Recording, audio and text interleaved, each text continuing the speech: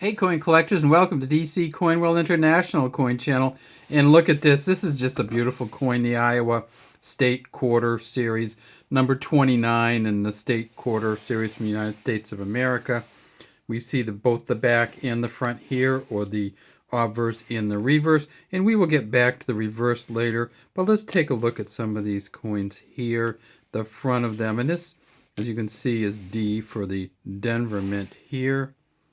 This is a really nice coin, and you can tell just by looking at it, it's probably a uncirculated U.S. Mint coin from the uncirculated sets. No wear to it, not really much color to it either. This coin came out in 2004, and you can tell it came out in 2004 when you look at the back of it where it says 2004. Iowa became a state of the Union in 1846.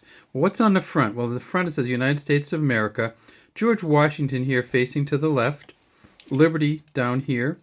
Actually, you can see the Y goes way in near his neck. $quarter here. In God We Trust here, and D here for the Denver Mint.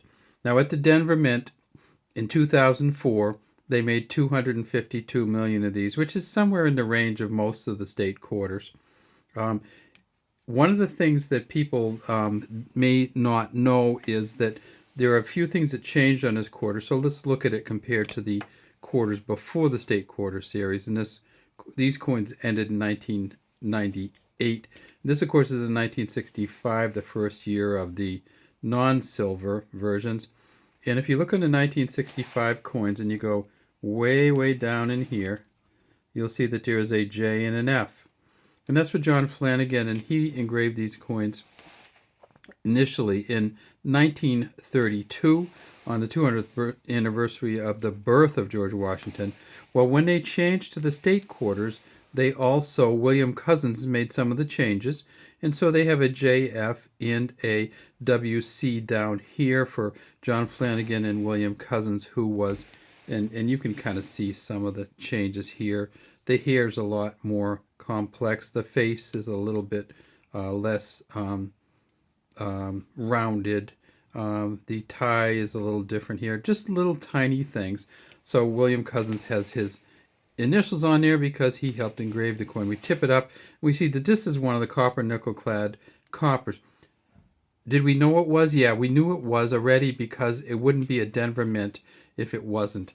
There is a silver version of this coin, and it's from the silver proof set, but when we see this Denver, we know a silver proof set's always going to have an S on it. Now let's get to the back. And oh my gracious, this is it's stylized on a Grant Wood painting.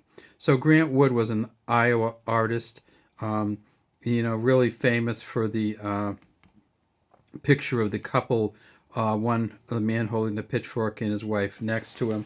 And so Grant Wood was from Iowa, and Iowa decided they really wanted to feature education. So Iowa 1846, Foundation in Education, it says here. This is an old schoolhouse, the old one-room schoolhouse.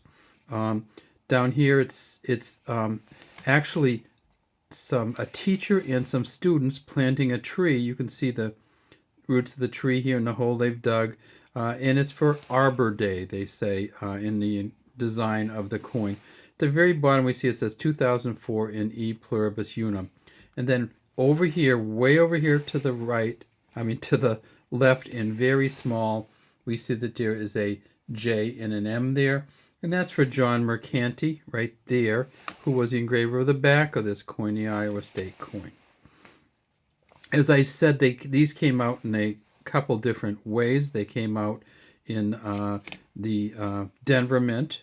This one was also made at the Philadelphia Mint. The Philadelphia Mint made 214 million, so they made about 38 million less, but still in range for most of the state quarters, 214 million, 252 million.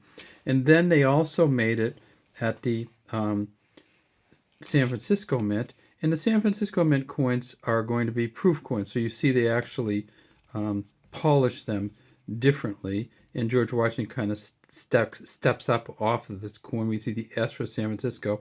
We also see the initials on these. All these are going to have that same initials, but on this one you can really see it's just beautiful.